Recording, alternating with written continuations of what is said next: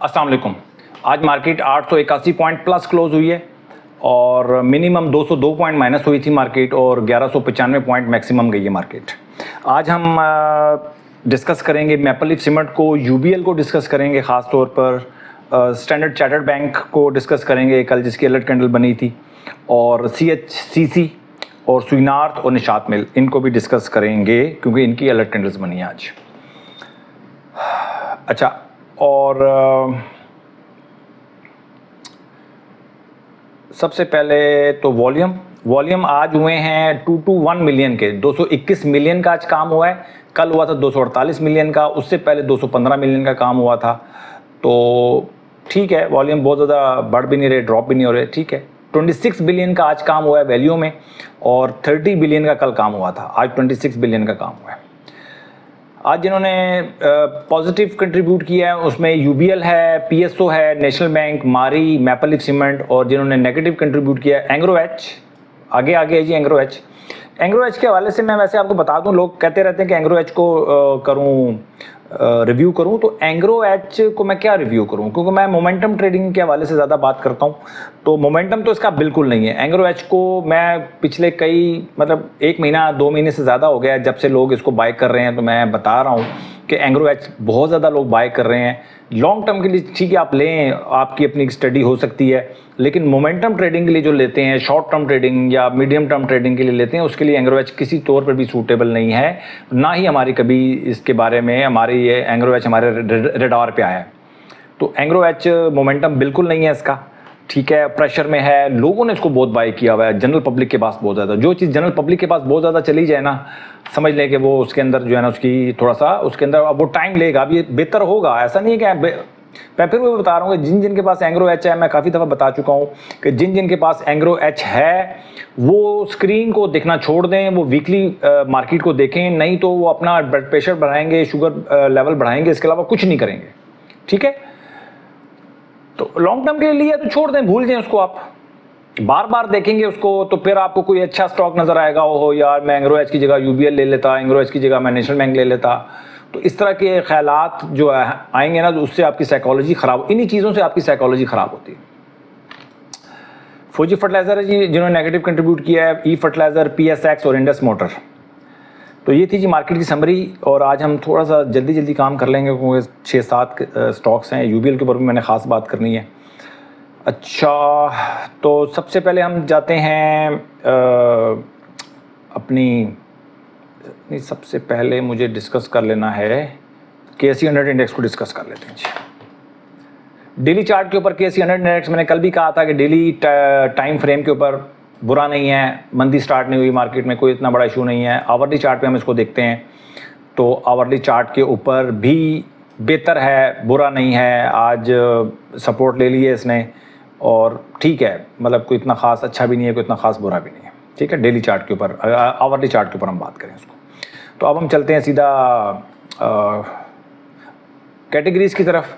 तो category A+, सबसे पहले मैं अलर्ट कैंडल्स बता देता हूँ किन किन में अलर्ट कैंडल्स बनी है। CHCC में, maple leaf cement hourly chart पे, स्वीनार्थ, निशात मिल, स्टैंडर्ड चार्टर्ड और यूबीएल आवरली चार्ट पे। यानी यूबीएल और maple leaf cement hourly chart पे हैं, बाकी सारे डेली चार्ट के ऊपर इनके अलर्ट कैंडल्स बनी है।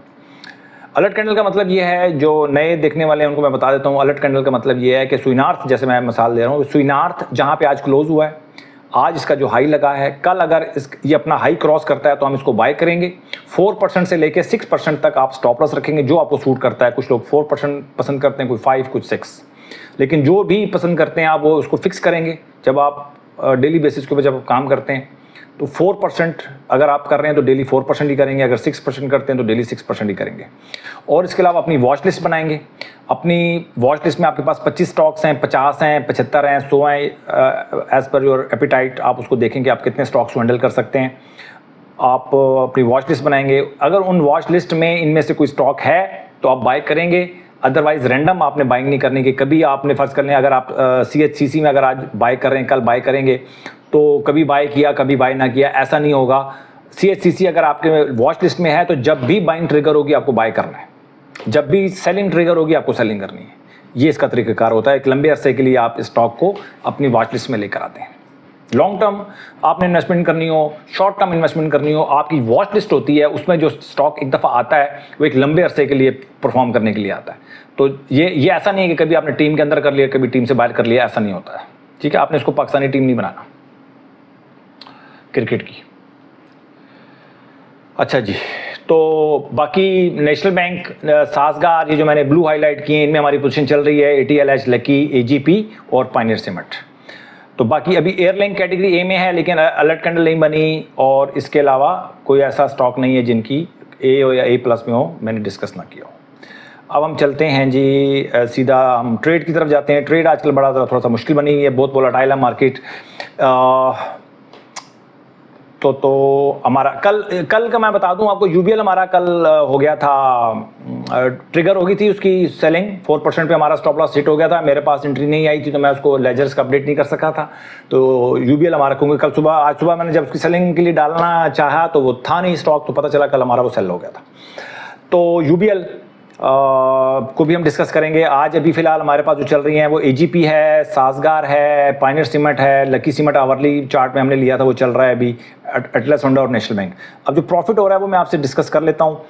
2.49% AGP में लॉस हो रहा है, 4.5% साजगार में प्रॉफिट हो रहा है, 2.5% पायनियर सीमेंट में लॉस हो रहा है, 8% तकरीबन लकी में प्रॉफिट हो रहा है, 11% आपको एटलस होंडा में प्रॉफिट हो रहा है और 4% नेशनल बैंक में प्रॉफिट हो रहा है।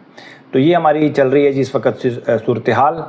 और अभी जो जिनकी अलर्ट कैंडल बनी थी लेकिन उनमें बाइंग नहीं हो सकी, उसमें स्टैंडर्ड चार्टर्ड है, ये सब मैं डिस्कस करूंगा। स्टैंडर्ड चार्टर्ड और PSX आवरली में हमारी नहीं बनी, हमारी बाइंग अलर्ट कैंडल बनी थी, बाइंग ट्रिगर नहीं हुई।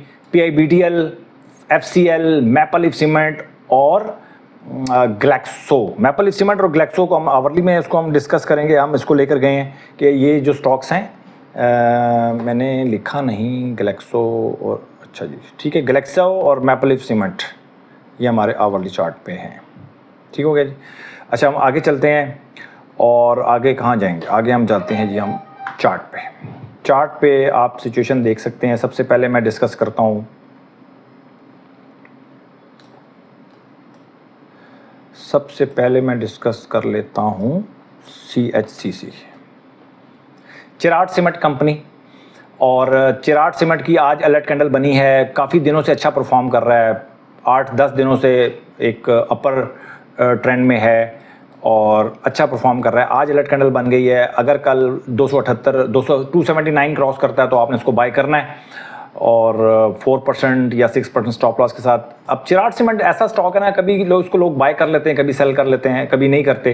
तो अगर आपने इसको वॉच लिस्ट में अगर आपके है तो आपने इसको लेना है, अदरवाइज आपने इसमें बाय नहीं करना। ठीक है, अपॉर्चुनिटीज ना समझा करें, अपॉर्चुनिस्ट जो है ना स्टॉक मार्केट में नुकसान करते हैं। स्विनार्थ की अगर बात करें तो स्विनार्थ बहुत अच्छा स्टॉक जा रहा है और आज इसकी अलर्ट कैंडल बनी है, तो हम इसके अंदर आज हम कल हम इसको बाय करेंगे अगर 116 रुपये 30 पैसे क्रॉस करता है तो। ठीक है, स्विनार्थ।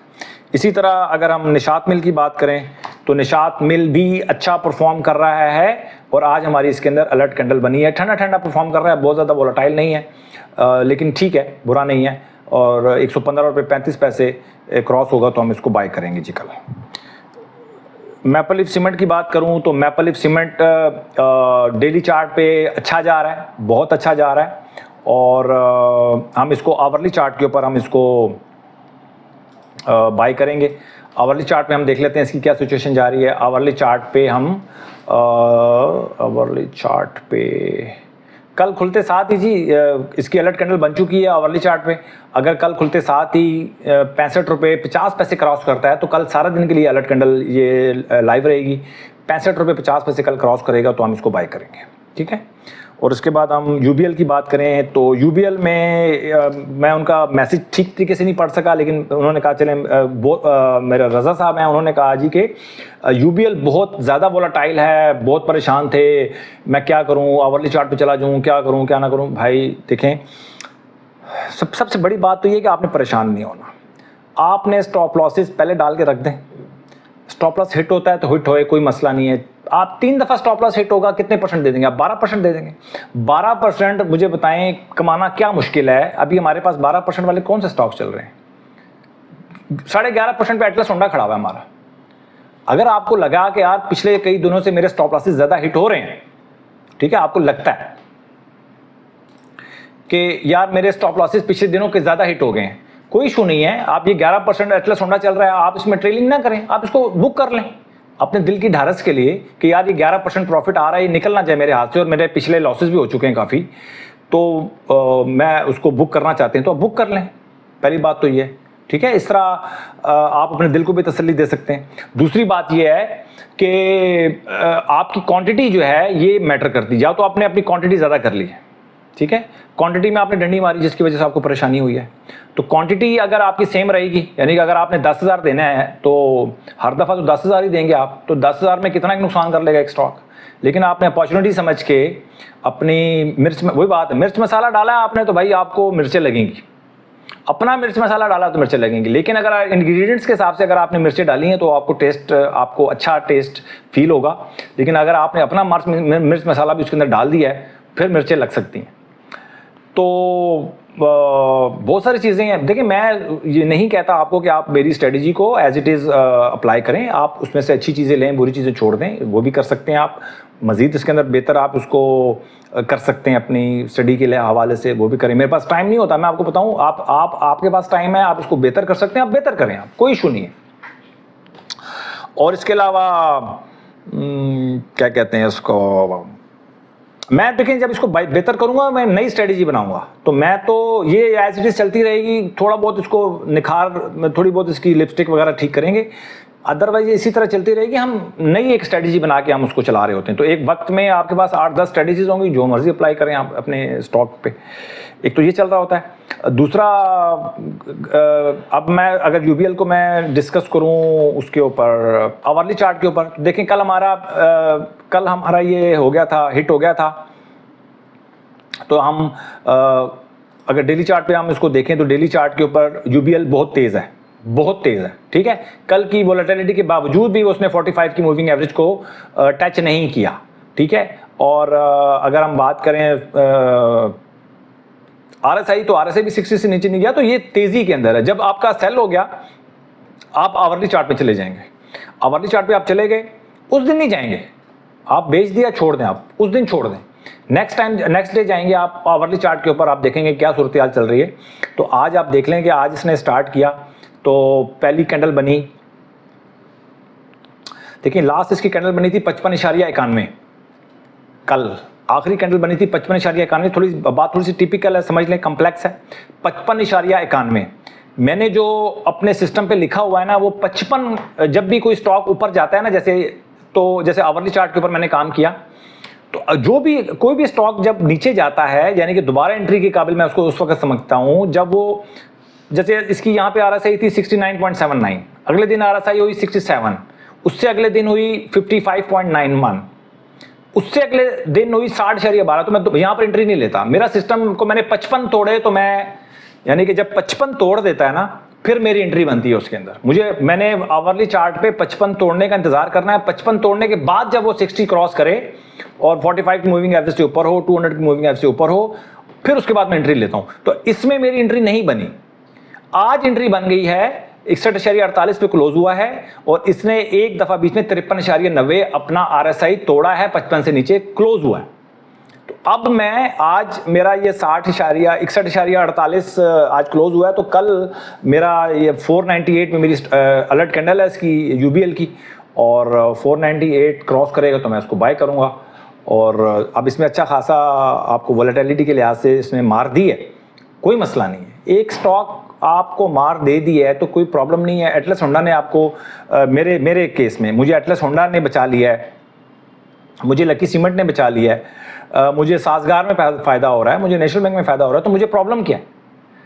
तो अगर अभी मैं आज का मैं थोड़ा सा, कल परसों से स्टार्ट हुआ ना, 11 तारीख से स्टार्ट हुए, तो 2250 का प्रॉफिट हो रहा है और लॉस हो रहा है मुझे 2040 का। तो मैं मतलब मार खाने के बावजूद भी मैं नो प्रॉफिट नो लॉस पे जा रहा हूँ। मार्केट ने अभी कोई कल माइनस थी मार्केट 800 पॉइंट, आज 800 पॉइंट प्लस है, मैं वहीं खड़ा हूँ, मुझे तो कोई प्रॉब्लम नहीं हुआ, ठीक है। तो इसके अलावा SC BPL की बात करूं मैं तो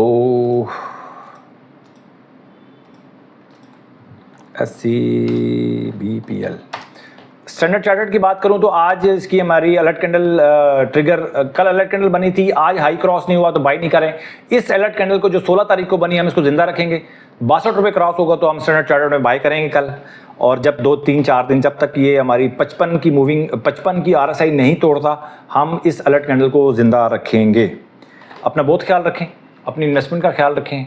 और आजकल मैंने बता दिया है कि मार्केट बहुत ज़्यादा वोलेटाइल है, तो सिर्फ शॉर्ट टर्म वाले ट्रेड करें और पक्के लोग ट्रेड करें जो फुल अपनी सिस्टमैटिक ट्रेडिंग करते हैं, सिस्टमैटिक ट्रेडिंग करते हैं। तुक्के वाले लोग ज़रा दूर रहें, नहीं चलेगा तुक्का, आजकल बहुत वोलेटाइल है मार्केट। और हम इसलिए काम करते हैं मार्केट में कि अगर यहाँ से मार्केट मोमेंटम लेती है, यहाँ से कोई अगर मूव बनती है तो हम मार्केट को प्ले करें, पूरा आउट नहीं होना चाहते। तो इसलिए हम इसके अंदर हम लगे रहते हैं, बाइक और सेल करते रहते हैं, हमें बचता कुछ नहीं है। लेकिन हमें पता है कि यहाँ से मार्केट ने मूव बनाई तो फिर हमें हम मार्केट के अंदर इन रहेंगे। अदरवाइज अगर हम यहाँ से हम कहेंगे यहाँ अभी थोड़ा मार्केट बेहतर होगी, हम काम करेंगे, फिर बहुत लेट हो जाता है, टाइमली हम इंटर नहीं हो पाते। तो यही वजह है आजकल की जो मार्केट है उसमें काम करने की। अपना बहुत ख्याल रखें। Thank you very much.